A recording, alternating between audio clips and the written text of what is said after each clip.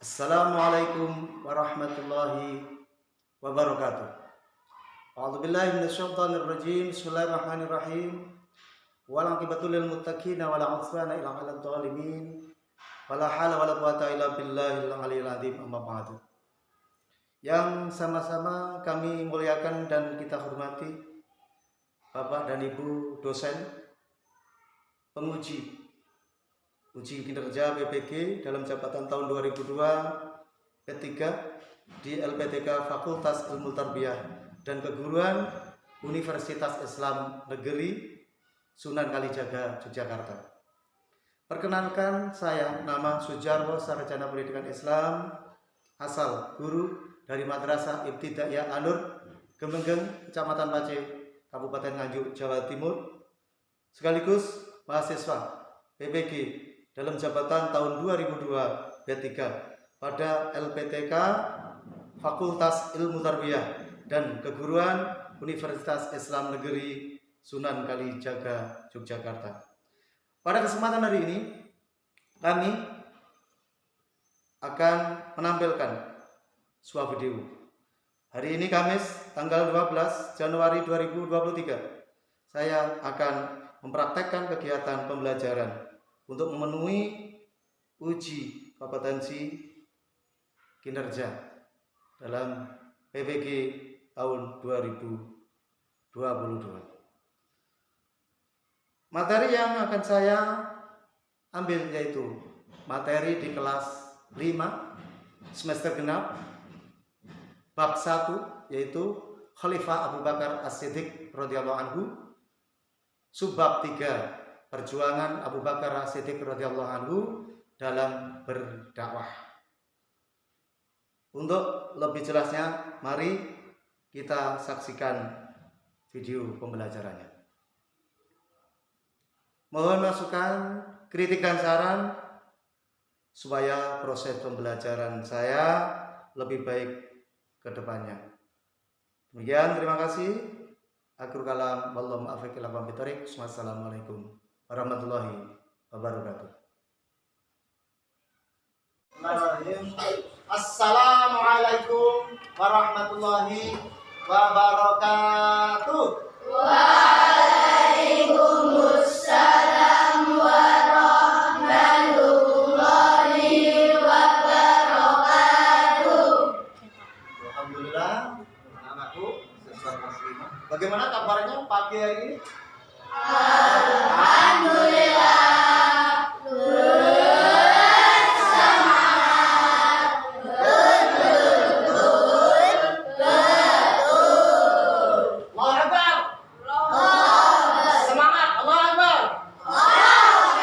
Alhamdulillah. Ini kita bertemu lagi dalam pelajaran sejarah kebudayaan Islam.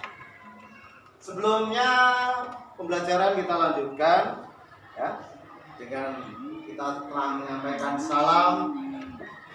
Mari kita lanjutkan untuk kegiatan selanjutnya adalah pengecekan. Saya absen pada hari ini. Ada yang tidak masuk atau semuanya hadir ya, tidak nanti ya. Coba saya cek. Yang pertama Aura hadir, Vita hadir, Herman, Sayang, Yuda, Dia, Vida, ada Putri, ada Apta, Haji Saka, Fakih. Alhamdulillah hadir semua. Hari ini kita semua bisa hadir ya. Alhamdulillah kita dalam keadaan kondisi yang semangat, sehat, hingga tidak ada aral ataupun suatu halangan apapun. Pada pagi ini kita bisa hadir di sini majelis atau di madrasah dalam kegiatan pembelajaran pada hari ini. Kemudian kita lanjutkan untuk pembelajaran SKI kemarin ya, Bapak telah menjelaskan tentang silsilah dari Abu Bakar As-Siddiq. Kemudian Kita sudah mengenal nama-nama beliau, silsilah dari keluarganya, dari ayah ibunya, keturunan seorang bangsawan. Dia cakap, dia cerdas, dia pandai berdiplomasi, pandai cakap dalam hal apapun, ya, dalam pemerintahan, dalam hal perdagangan, ilmu-ilmu, nasab dan lain sebagainya. Maka dalam pertemuan ini nanti kita akan membahas tentang perjuangan beliau ketika dilantik, ketika dia diangkat menjadi khalifah yang pertama. Ya, jadi di sini akan menjelaskan perjuangan beliau karena tantangannya setelah beliau diangkat menjadi khalifah itu tidak sedikit, bahkan lebih banyak dari dalam maupun dari luar. Maka pada hari ini nanti kita akan membahas perjuangan beliau. Dia menghadapi perjuangan dari kaum-kaumnya yang murtad, kaum-kaumnya yang berontak. Dia menganggap bahwa Nabi itu sudah tidak ada, kemudian mengaku-ngaku Nabi. Kemudian dia tidak mau membayar zakat. Dia kemudian selalu menentang pada ajaran atau program-program Khalifah Abu Bakar As-Siddiq. Pertama, kita akan melihat dulu cuplikan film, ya. Apa nanti dalam film itu akan Anda simak perjuangannya. Perang Ridha, perang Yarmouk, perang Yamama, nah, kemarin nanti kita akan jelaskan. Kita simak dulu. Di tahun ke-11 Hijriah, Jazirah Arab telah berada dalam pengaruh kaum muslim. Pengaruh muslim semakin besar seiring pembebasan Mekah yang dipimpin langsung oleh Nabi Muhammad SAW. Pada tahun ke-11 Hijriah atau tahun 632 Masehi, Nabi Muhammad tutup usia. Para sahabat bersepakat mengangkat Abu Bakar As-Siddiq sebagai pengganti kepemimpinan Nabi Muhammad. Inilah khalifah pertama umat Islam. Kepemimpinan Abu Bakar langsung mendapatkan ujian dengan terganggunya stabilitas di Jazirah Arab. Beberapa suku-suku di Jazirah Arab yang tunduk pada masa Nabi Muhammad melakukan pembangkangan terhadap Madinah. Suku-suku tersebut menolak tunduk karena merasa perjanjian mereka sebatas dengan Nabi Muhammad, bukan dengan penggantinya. Pemberontakan berupa penolakan membayar zakat serta kemurtadan bermunculan di hampir seluruh Jazirah Arab kecuali di Madinah, Mekah, dan Taif. Selain menolak membayar zakat, beberapa suku-suku Arab juga kembali ke kepercayaan lama mereka, menyembah berhala. Sedangkan di Yamamah, situasi semakin genting dengan adanya Musailamah yang mengaku Nabi sejak Rasulullah masih hidup. Sepeninggal Nabi Muhammad, Musailamah menyatakan diri sebagai penggantinya. Pada hari-hari pertama kepemimpinannya, Abu Bakar memutuskan meneruskan rencana Nabi Muhammad melakukan ekspedisi militer ke perbatasan Syam. Usama bin Zaid, panglima ekspedisi ke Syam, yang melihat situasi genting pasca wafatnya Rasulullah, berharap Khalifah Abu Bakar menunda ekspedisi ke Syam. Pasukan inti dan para perwira penting diperlukan untuk menjaga Madinah. Namun, Khalifah Abu Bakar tetap pada keputusannya melanjutkan ekspedisi militer.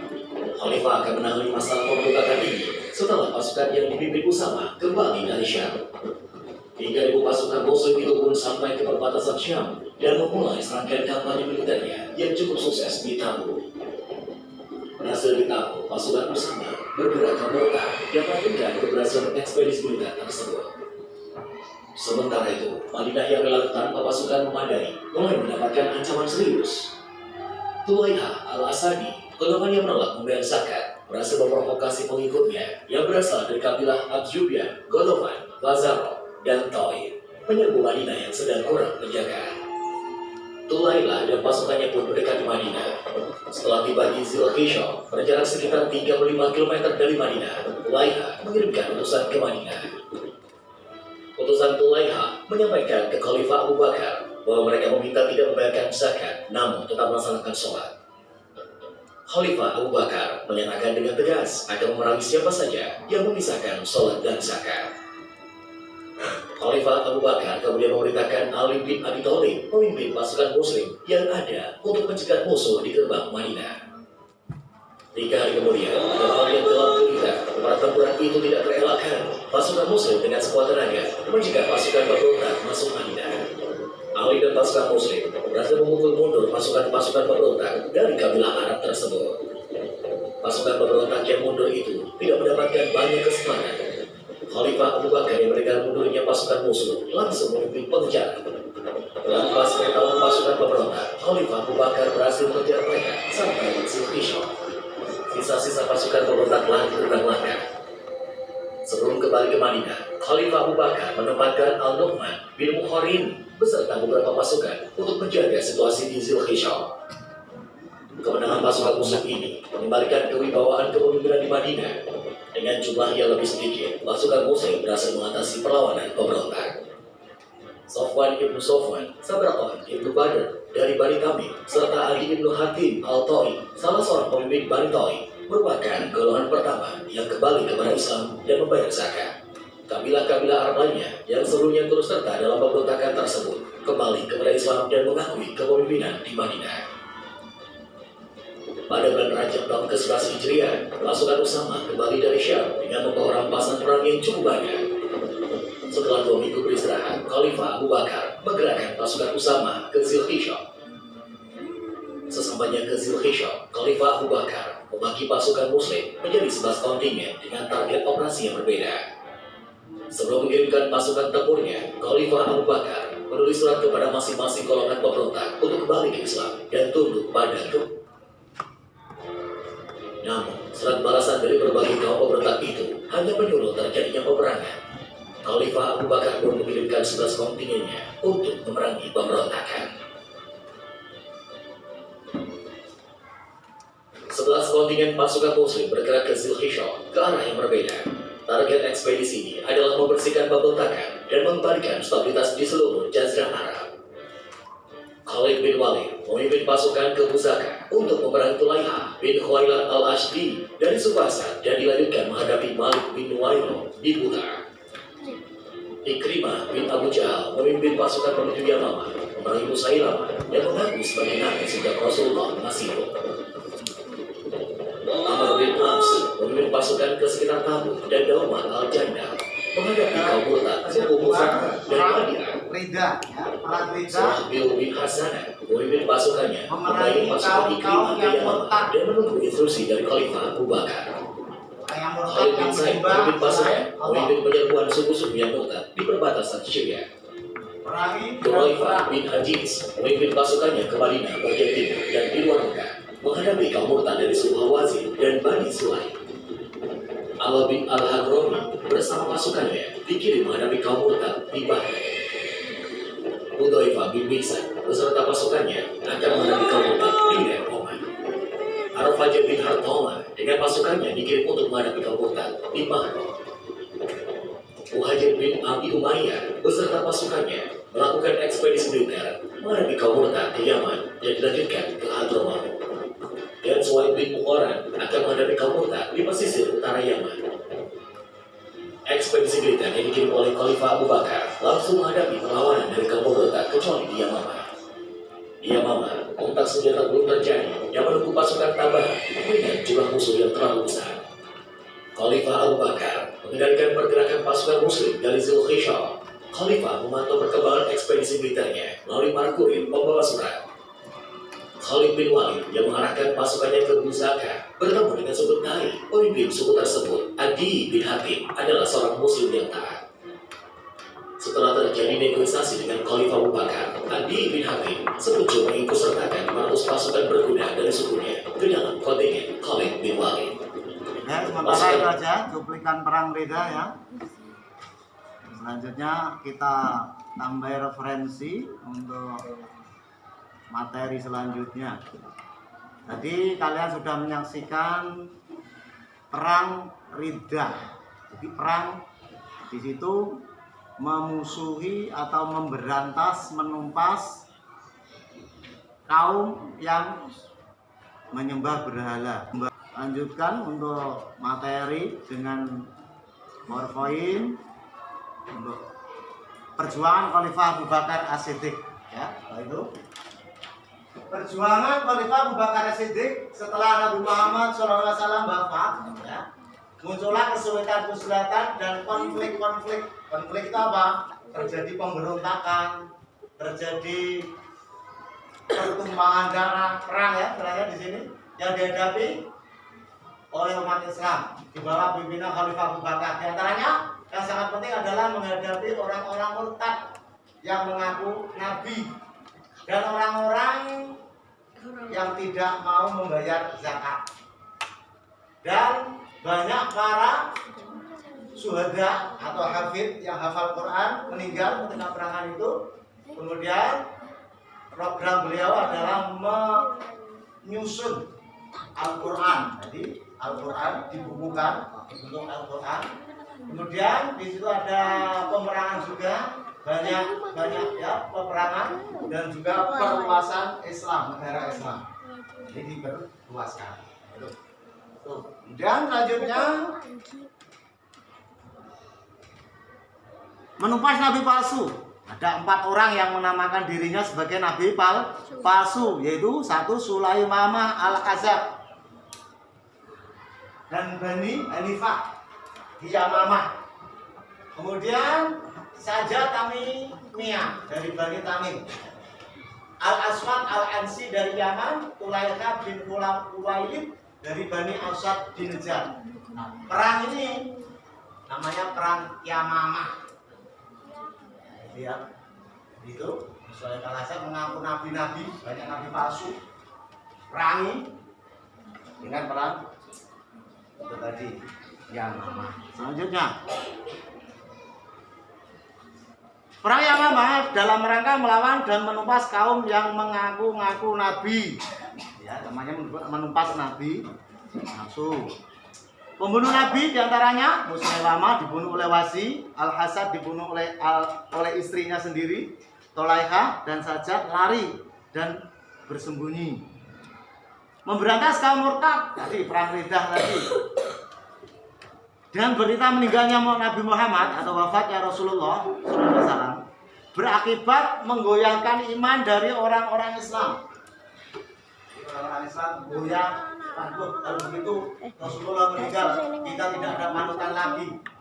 Dan untuk selanjutnya pemimpinan pemerintahan dipimpin oleh Khalifah. Yang pertama Abu Bakar As-Siddiq tadi. Jadi berita meninggalnya Nabi Muhammad SAW berakibat menggoyahkan iman bagi orang-orang Islam yang masih tipis imannya. Dan banyak orang-orang yang menyatakan dirinya keluar dari Islam atau murtad, tidak mau sholat dan tidak lagi mau membayar zakat. Bahkan ada sebagian daerah-daerah yang ada yaitu memisahkan diri. Banyak orang atau terpisah, orang negaranya pisah dari pimpinan Abu Bakar. Lanjutnya ada lagi menghadapi kaum enggan berzakat. Ini nggak mau membayar zakat itu tadi. Banyak kaum muslimin yang pemahamannya terhadap kaum Islam belum mendalam dan iman mereka masih tipis, itu tadi nggak mau bayar zakat. Kemudian program beliau mengumpulkan ayat-ayat Al-Quran.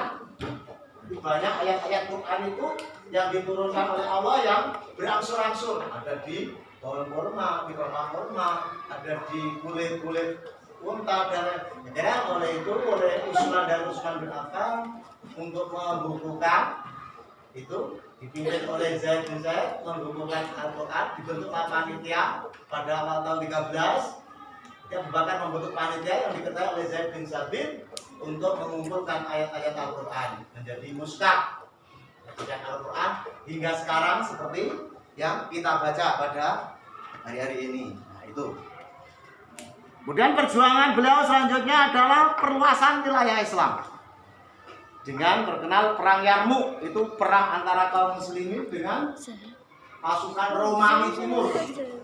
Perang Yarmuk itu pun dimenangkan oleh pasukan Islam. Akhirnya wilayah Indonesia, wilayah Arab itu menjadi Damaskus, Palestina, Yordania, Sudan dan lain-lainnya, banyak sekali. Itu sekitar perjuangan beliau.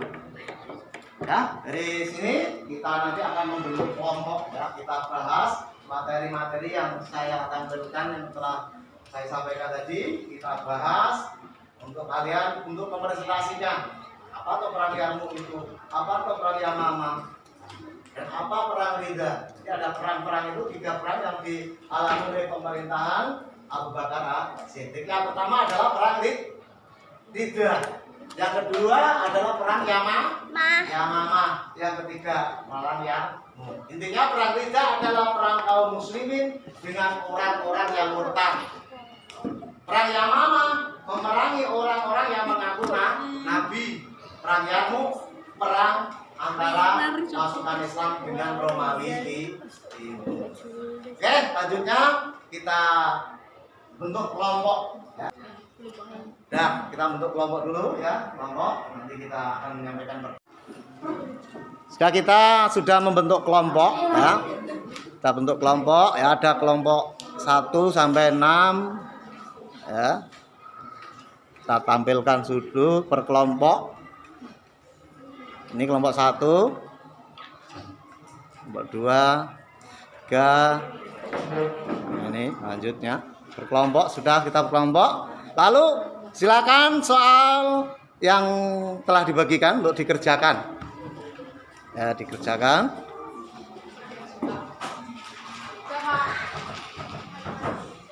Teliti kembali.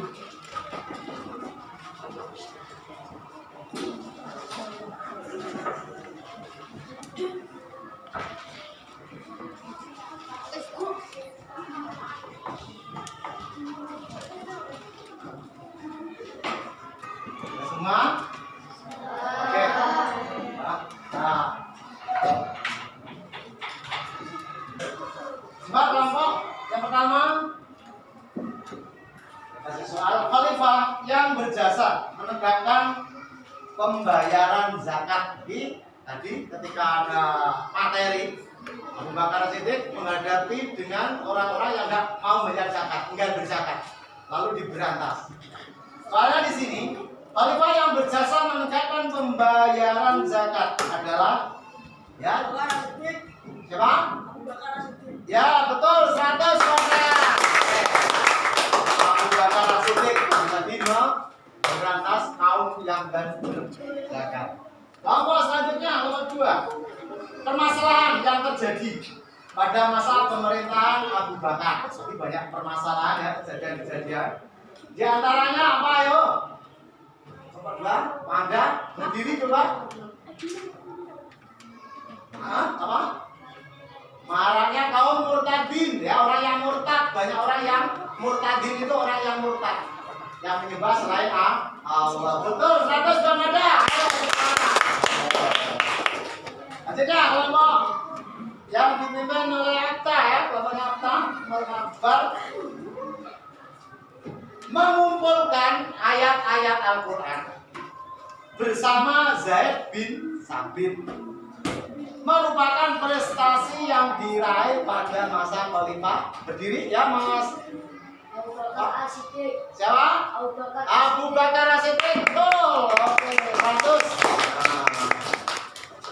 Lanjutnya kelompok Azirman, Tita, dan ada orang Muhammad Firda Putri. Keteladanan dari teladanan 7 keteladanan ya, menurut soal keteladanan dari Khalifah Abu Bakar As-Siddiq. Kecuali ya riak ya, tidak mungkin Abu Bakar itu riak ya, mungkin.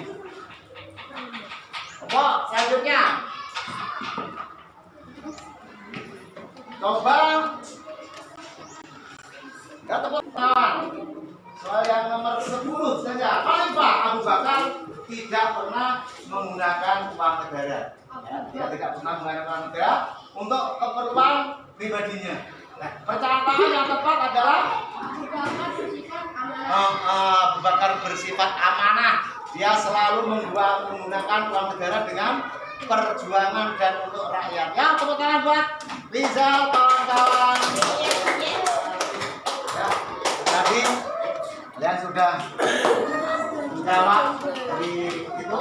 Ya, kalian tadi sudah berkelompok, sudah membahas tema dan materi permasalahan hibah perjuangan Abu Bakar As-Siddiq dalam berdakwah.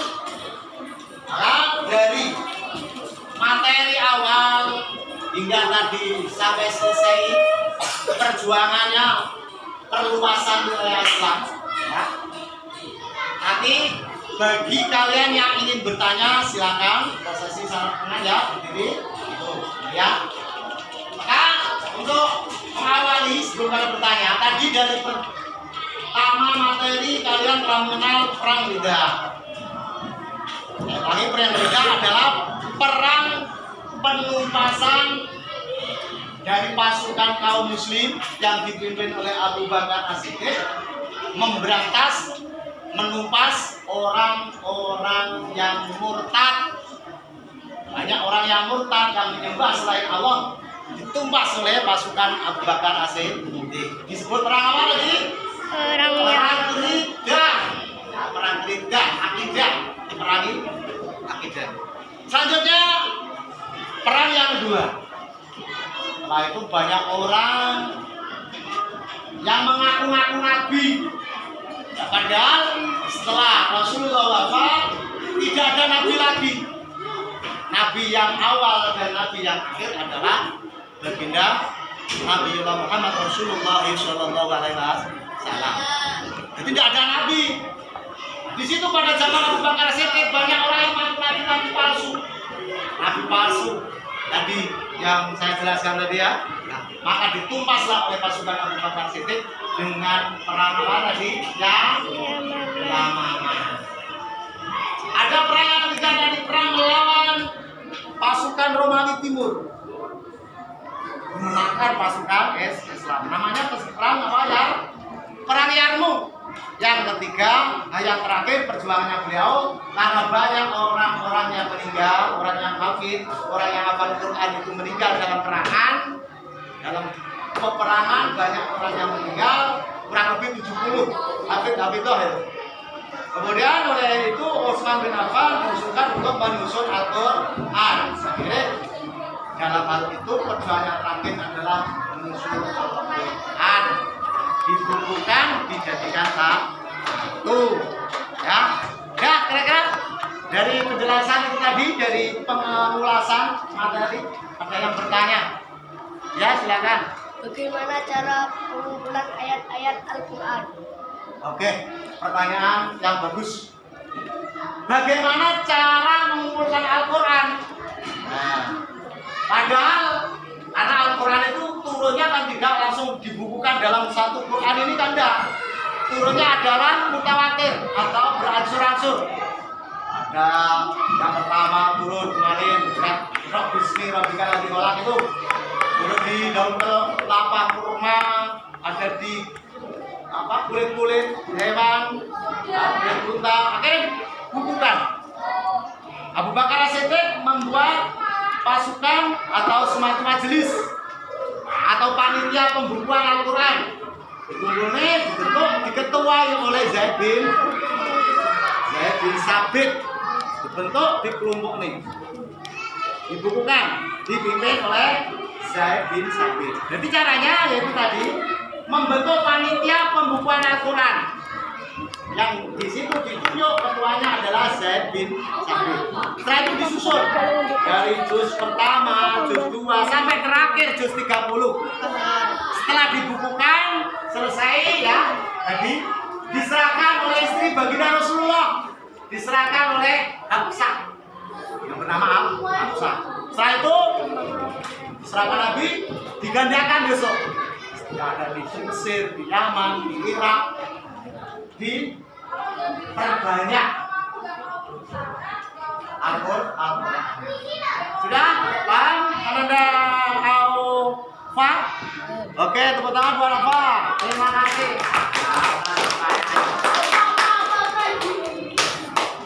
Alhamdulillah, pelajaran pagi ini berjalan dengan lancar ya. Semoga materi-materi yang telah saya sampaikan tadi benar-benar kalian, saya dan kalian bisa mengambil manfaatnya dari hikmah-hikmah itu tadi ya. Yang intinya utama, tujuannya, hikmahnya. Nah, ya. Tujuan pembelajaran pada hari ini yang pertama. Coba tujuan yang pertama, Anda rasa dibaca yang keras. Tujuan pembelajaran ini. Berdiri. Keras, bacanya. Berdiri dan mengamalkan nilai-nilai kesalehan serta dapat mengetahui nilai positif kekhalifahan Abu Bakar As-Siddiq radhiyallahu anhu dengan berani, baik dan benar. Ya, itu ya tujuan utama. Tujuan pembelajaran yang pertama adalah menghargai dan mengamalkan nilai-nilai kesalehan mereka. Nilai solehahnya ada apa? Jujur, cerdas, tidak pernah berbohong, selalu memperjuangkan apa-apa. Itu nilai yang solehah, nilai yang baik, harus kita tiru, kita contoh, dihargai, dan kita amalkan di sekolah, di masyarakat, dan di warga. Setelah dapat mengetahui nilai positif, baik yang positif yang mana kita pakai, kita tiru, kita ambil, dan yang jelek kita buang yang jauh-jauh. Dari kekhalifahan Abu Bakar Siddiq dengan berani, baik dan benar. Tujuannya kedua, coba kita, ayo kita, baca kita. Tujuan kedua.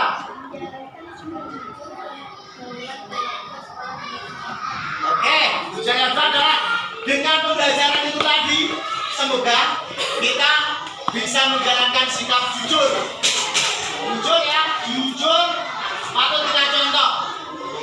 Dan harus dalam pergaulan di keluarga juga jujur, di rumah tidak boleh bohong, membohongi orang tua, saudara, keluarga kita.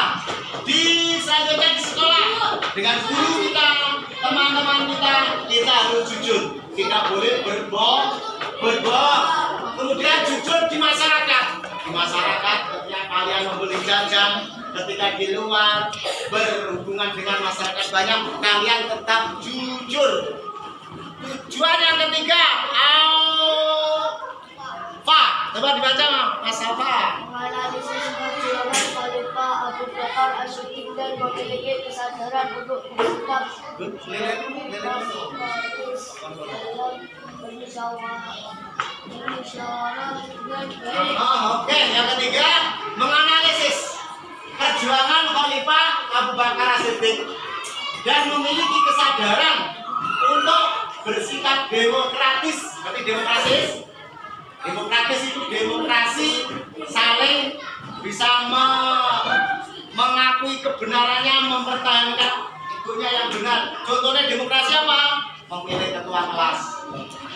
Pilihannya boleh berbeda, tapi tetap rukun. Demokrasi. Nah, itu menganalisis data dengan titik memiliki kesadaran bersikap demokrasi dan juga bermusyawarah. Seperti kelompok tadi, kalian berkelompok, ya. Tadi kalian berkelompok. Tujuannya apa? Musyawarah untuk menyelesaikan permasalahan ataupun materi-materi yang kita hadapi. Itu tadi.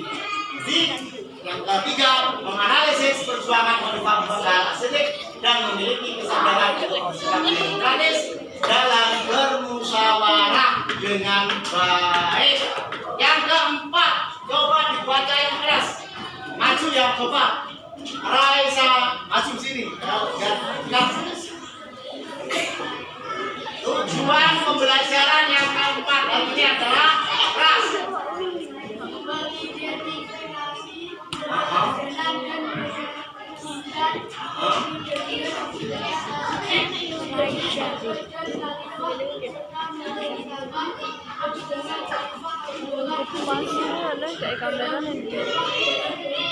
Oke, tujuan yang keempat, terima kasih ya, terima kasih jelaskan tujuan pembelajaran. Langsung ke layar, yaitu 4 mengidentifikasi keteladanan yang menyajikan kepribadian Abu Bakar As-Siddiq sebagai sahabat dan juga sebagai khalifah serta menceritakan perjuangan Khalifah Abu Bakar As-Siddiq dalam berdakwah dengan baik dan jujur, benar itu tadi. Jadi intinya di sini adalah mengidentifikasi yang keteladanan yang patut kita contoh dalam berjuang tadi, tidak mengenal lelah, tidak pantang menyerah, ya, berjuang untuk menegakkan kebenaran, memberantas kaum kafir, memberantas orang yang murtad, orang yang nggak mau zakat, orang yang menentang Islam, diberantas. Itu tadi. Yang tujuan tadi saya ulangi, tujuan membacakan ini tadi sudah yang pernah kalian pahami. Semoga pertama kita bisa tadi menghargai dan mengamalkan nilai-nilai kesolehan serta dapat mengetahui nilai-nilai positif dan kearifan yang Bakar As-Siddiq dengan berani baik dan benar. Kedua, menjalankan sikap jujur dalam berkawan keluarga, sekolah, dan masyarakat. Tiga, menganalisis perjuangan Khalifah Abu Bakar As-Siddiq yang memiliki kesadaran untuk bersikap demokrasi dalam bermusyawarah dengan baik.